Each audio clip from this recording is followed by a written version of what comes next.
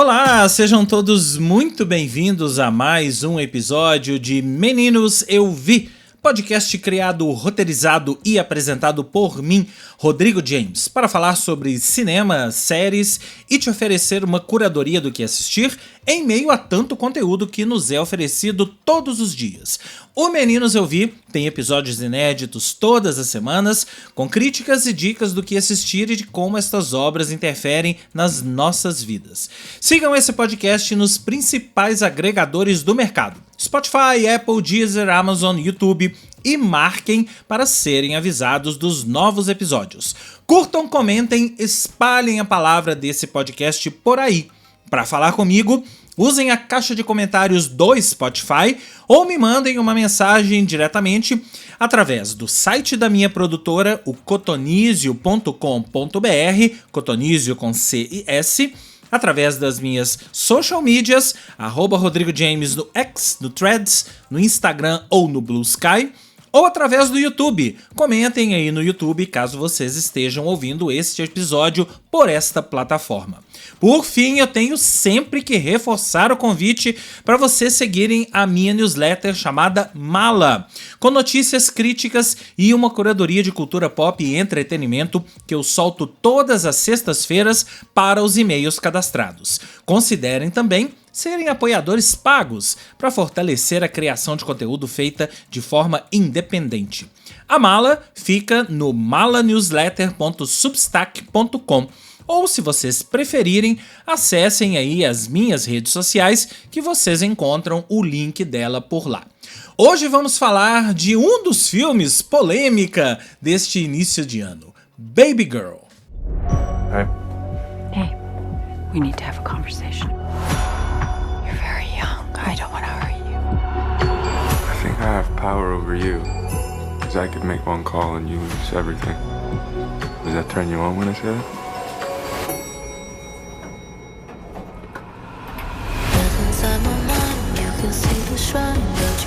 Don't you have to be at work? Is now a good time to introduce the interns? Yeah. I chose you as my mentor. I'm not a part of that program. Oh, no, you are. You're on the list. I got an email and I clicked on your name.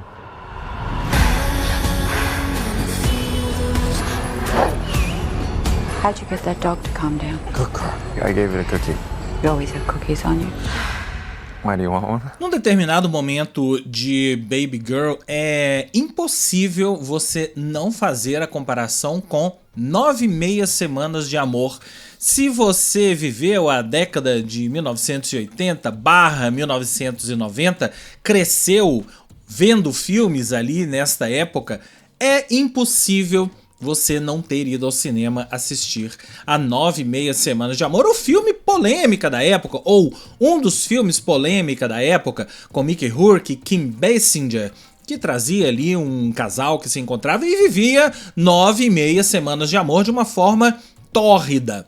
E a polêmica desse filme era em função das cenas de sexo. Cenas de sexo que, na verdade, se a gente for olhar hoje, se a gente for exibir 9 meias semanas de amor, quase deve dar para exibir numa sessão da tarde, uma sessão mais diurna, porque as cenas de sexo dessa época, ou pelo menos as cenas de sexo desse 9 meias semanas de amor, hoje são até consideradas banais, e era, na verdade, um porno soft, né? Um soft porn que poderia ser exibido na Band na madrugada, do tipo Cine Privé, aqueles filmes que não mostram, mas mostram, apenas induzem, apenas mostram algumas coisinhas, mas não tem nada explícito. Enfim, eu me peguei no determinado momento da sessão de Baby Girl pensando em 9 meias semanas de amor. Eu estava até na metade do filme, na verdade, pensando nisso. Esse filme foi construído para ser um 9 meias semanas de amor moderno, é uma refilmagem com uma cara dos anos 2020, mas daí pra frente é engraçado como essa chavinha virou pra mim em um determinado momento do filme que eu não sei dizer qual foi, que na verdade nem vem ao caso, e aí eu passei a enxergar esse filme de outra forma, mas eu vou contar um pouco disso pra vocês daqui a pouco. Antes, vamos à sinopse. O filme é estrelado pela Nicole Kidman. A Nicole Kidman faz o papel de uma executiva, a Romy. Ela é uma executiva, uma CEO de uma empresa de automação, de robótica, dessas empresas que fornecem robôs para Amazon cuidar dos produtos e mover os produtos para lá e para cá. Enfim, uma empresa de robótica. Ela é uma CEO casada com o personagem do Antônio Bandeiras, que é o Jacob. Tem 2 filhas e aparentemente uma vida pacata. Quando a história começa a desenrolar, a gente vai percebendo que essa vida pacata em família, e CEO família, ela é a mulher mais poderosa da família. Esqueci de dizer que o personagem do Antônio Bandeiras é um diretor de teatro bem sucedido, mas acho que o filme deixa bem claro que ela é a poderosa da família. Eles têm uma relação ali muito igual perante a família, mas dá pra você perceber nitidamente que, em termos financeiros, ela é a mais poderosa, ela é a que chega tarde em casa, a que não tem horário pra nada, o marido é que acaba cuidando de determinadas coisas do lar, esse tipo de relação. Mas, como eu ia dizendo, a gente percebe que nem tudo são flores nessa relação familiar. Ela não se satisfaz sexualmente com o marido, e ela, num determinado momento do filme, diz isso pra ele. Claro, depois de várias coisas que já tinham acontecido. Mas é claro que a gente percebe que isso é o que vai desencadear, ou isso é que vai contribuir para que toda a história do filme seja desencadeada. E qual é a história do filme, na verdade? Ela conhece um estagiário da sua empresa, o Samuel, vivido pelo Harris Dickinson, num papel sensacional, numa performance sensacional. Num determinado momento do filme, na minha cabeça, ele era até melhor do que a Nicole Kidman nesse filme, mas isso a gente vai falar mais daqui a pouco. O Samuel é um estagiário de 20 e poucos anos, que entra para a empresa da Romy, e é engraçado que a primeira vez que ela o vê na rua. Ele tá dominando um cachorro que tava ali fugindo, alguma coisa assim, e ela bate o olho naquela cena, ela percebe que ele exerce um certo poder sobre o cachorro e ela fica curiosa com aquilo. Ela sobe e percebe que aquele rapaz estava indo para começar um estágio na empresa dela e acaba se aproximando dela de uma forma ou de outra. Esse rapaz atrai a atenção dela,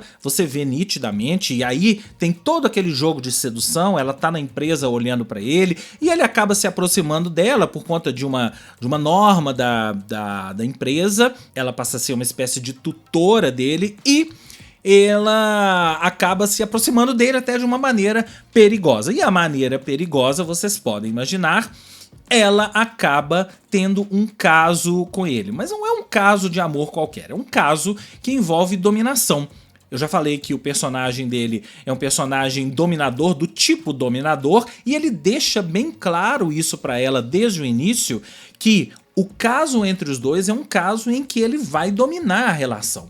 E ela se entrega a isso. E tudo o que esse tipo de relação pode trazer de bom e ruim para ela, para a família, para a empresa, para a posição dela, é colocado a partir daí, é desencadeado a partir do momento em que eles decidem ter um caso e se encontrar em hotel, aquelas coisas. Eu brinquei quando saí da sessão de Baby Girl que esse filme poderia ser tranquilamente resumido em uma daquelas chamadas de filmes da Sessão da Tarde ou Supercine, uma daquelas chamadas com voz impostada da Rede Globo dizendo: Nicole Kidman é uma executiva que se entrega a um jogo de poder e sedução com um estagiário da firma em que trabalha. Ou alguma coisa desse tipo, vai. Mas vocês entenderam o contexto. E é exatamente isso.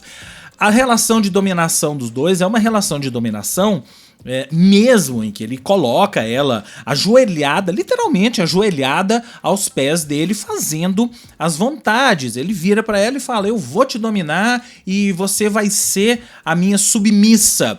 Se você quiser, dá até para encontrar ecos disso em 50 Tons de Cinza, mas o que Baby Girl discute é algo além disso. Baby Girl discute, entre outras coisas, essa relação de poder entre uma executiva e um estagiário, e tem uma assistente dela, vivida pela Sophie Wilde, a Esme, que passa o filme todo, ela é a principal assistente dela, querendo conversar com ela sobre uma possível promoção. Eu quero conversar contigo para entender a minha promoção, o meu momento dessa empresa, se eu vou subir na empresa, e ela tá ali o tempo todo querendo conversar com a Romy, mas a Romy nunca arruma tempo para ter essa conversa, mas sim, você percebe que é uma relação, além de uma amizadezinha entre as duas, tem uma relação de poder muito forte. São duas relações de poder bem diferentes. A relação que ela tem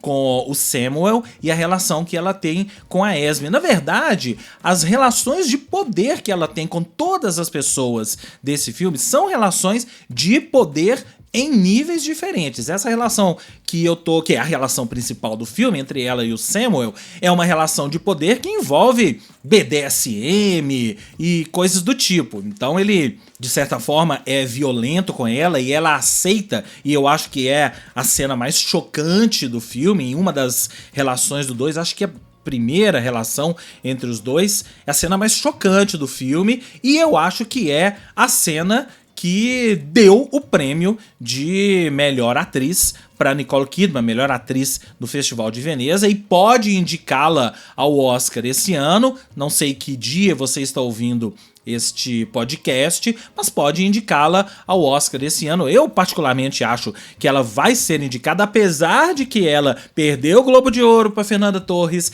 ela não foi indicada ao SAG Awards, mas tudo pode acontecer. Eu acho que a Nicole Kidman vai sim ser indicada ao Oscar, a gente vai ver nos próximos dias. Mas isso é papo para depois. Eu acho que essa cena é o que colocou a Nicole Kidman no radar das interpretações, e é uma cena sexy, é uma cena quente, mas é uma cena também de muita entrega da Nicole, e a gente percebe direitinho tudo o que a personagem dela tá passando. Ela tá lutando contra aquela relação, mas tá lutando a favor também. Ela não sabe como reagir, ela não sabe se ela quer no primeiro momento, mas no segundo momento você entende que ela quer, no segundo momento ela se entrega, e a partir daí ela se entrega. Eu não vou entrar mais em detalhes aqui do que essa relação vai acarretar, quais as consequências dessa relação, porque se você não assistiu ao filme, esse aqui é um episódio sem spoilers, você pode tranquilamente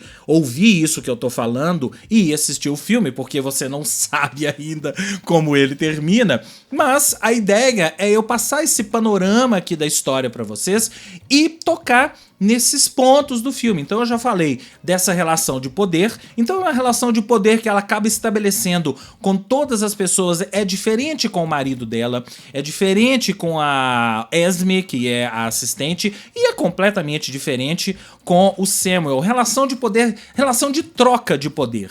Ela exerce um poder, mas ela também quer ter um poder exercido sobre ela em determinados pontos dessa relação. E aí, claro, tem toda a questão sexual, e é uma questão sexual que a gente pode englobar aqui, a questão sexual de uma mulher de 57, 58, 59, à beira dos 60 anos, que é a Nicole Kidman. Ela tá, se não me engano, com 57, 58 anos, mais ou menos a mesma idade da personagem dela. Quais as questões sexuais que se colocam para uma mulher de 57 anos, já na menopausa? Isso não fica muito claro no filme, mas sim, pela idade a gente pode dizer que é uma mulher que já está na menopausa, mas tem ainda muito desejo, e a gente vê isso na relação dela com o marido. É um sexo sofrido às vezes pra ela. Às vezes não. Todos os momentos em que existe uma cena de sexo entre ela e o Antônio Bandeiras, o Jacob, a gente percebe que é um pouco sofrido pra ela. A gente percebe que ela tá sofrendo. A gente percebe que isso está a levando a procurar algo mais. Ela não só não se satisfaz com ele, como em determinado momento, a partir do momento em que ela já tem o caso com o Samuel estabelecido, ela fala isso pro marido: eu nunca tive orgasmo com você. E a reação dele é uma reação que eu particularmente achei que fosse ser uma relação de assustado, né? Mas nem tanto. Ele nem tão assustado está. Ele fica naquela assim: o que eu posso fazer? Vamos mudar, vamos estabelecer alguma coisa e tal. Ele não toma um susto. É como se ele já soubesse. É como se a relação dos dois fosse uma relação para o satisfazer e não a satisfazer. Como se a gente for perguntar por aí afora, talvez a gente encontre centenas, dezenas, milhares, milhões de casais que têm esse tipo de relação, principalmente casais com idades mais avançadas. É engraçado que eu tô aqui nesse episódio pisando em ovos pra falar, porque eu, de certa forma, não tenho poder de fala pra falar sobre isso. É quase que um episódio que eu deveria ter uma mulher aqui do meu lado. Eu ainda não cheguei nesse momento pra ter convidados ou convidadas aqui no podcast, mas sim, eu acho que esse é um episódio que tem que ser conversado com mulheres. Eu acho que é um episódio que vai falar para mulheres, assim como o filme vai falar muito mais para mulheres do que para homens. Mas eu tô aqui me esforçando, vou até onde der, ok? Então essa questão sexual é o centro do filme, é o cerne do filme.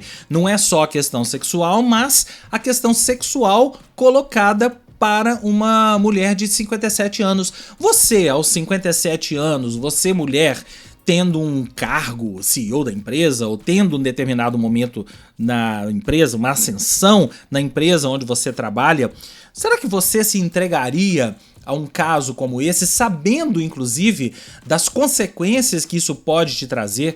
Será que você realmente arriscaria tudo? Arriscaria trabalho, né, cargo, você arriscaria família, você arriscaria filhas, você não sabe como suas filhas vão reagir, você arriscaria marido, você arriscaria tudo em função da satisfação sexual?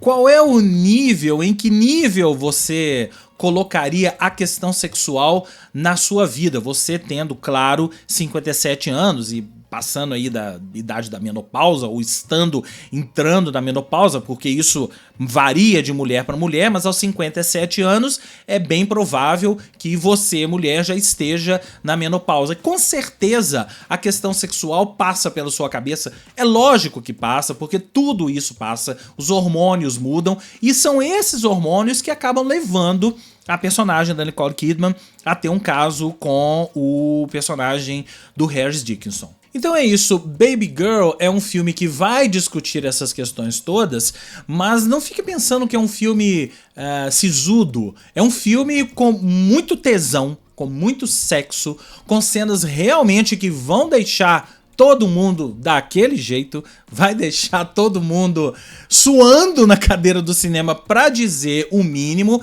em especial as mulheres. Tenho certeza que se você for mulher, você vai, no mínimo, pensar se você agiria da mesma forma que a personagem da Nicole Kidman, em especial em algumas determinadas cenas que eu acho que entram pro nosso imaginário, que principalmente a cena em que o Samuel dança a música Father Figure do George Michael. Aliás, a escolha da trilha sonora para esse filme é sensacional. Father Figure é uma música que exala sexo, que exala sensualidade. E ao ver aquela cena, é por isso que eu comecei a imaginar 9,5 Semanas de Amor, porque é o mesmo tipo de música, é a mesma batida, é o mesmo clima. Ali em 9,5 Semanas de Amor, a gente tinha You Can Leave Your Hat On com o Joe Cocker, que causa esse mesmo efeito sensual. E se você também quiser colocar na mistura 50 Tons de Cinza, fique à vontade, porque é uma comparação que inevitavelmente chega à nossa cabeça. Mas Baby Girl é muito mais do que isso. Esses outros dois filmes que eu citei são o sexo pelo sexo, a cena pela cena, e não tem uma discussão mais séria, não provocam uma discussão mais séria. Aqui sim, aqui o filme é construído para provocar essa discussão e para fazer todas as mulheres, homens, principalmente aqueles homens que acham que sexo é só gozar e ir embora, é para fazer esses homens pensarem em como eles estão lidando com a questão sexual, como lidaram com a questão sexual com suas parceiras ao longo da vida, e principalmente se você, homem, está nessa fase da vida dos dois personagens aqui, como você lida com o sexo em relação à sua parceira nessa fase da vida. Eu dou 3 estrelas e meia para Baby Girl. Acho que a Nicole Kidman, já falei, deve ser indicada ao Oscar. Se ela não for, eu vou ficar muito surpreso, apesar de todas as prévias do Oscar indicarem que ela não será indicada, mas a gente sabe como essas coisas funcionam e esse ano parece que tá tudo diferente e ela pode sim ser indicada ao Oscar de melhor atriz. O Harris Dickinson eu posso cravar. Eu acho que esse cara vai ser indicado ao Oscar de melhor ator coadjuvante, porque realmente a performance dele é perfeita em todos os sentidos. Desde o momento em que ele aparece na tela até o último momento, não tem um segundo que você não fica hipnotizado ou hipnotizada pela performance dele e pelo personagem que ele constrói um personagem muito no tom certo, sabendo chegar e aproximar, sabendo fazer a aproximação com a Romy no momento certo, sabendo dominar e sabendo ser dominado, sabendo baixar a bola nos momentos em que isso lhe é solicitado. Agora eu quero saber a sua opinião. O que você achou de Baby Girl? Me conta que eu quero saber. Para falar comigo, você já sabe, basta me mandar uma mensagem através da caixa de comentários do Spotify, através do site da minha produtora, o cotonizio.com.br, através das minhas social medias, @Rodrigo James no X, no Threads, no Instagram ou no Blue Sky, ou através do YouTube. Comentem aí no YouTube caso vocês estejam ouvindo esse episódio pelo YouTube. O Meninos Eu Vi fica por aqui e eu volto no próximo episódio com mais críticas e dicas do que assistir. Um grande abraço e até lá!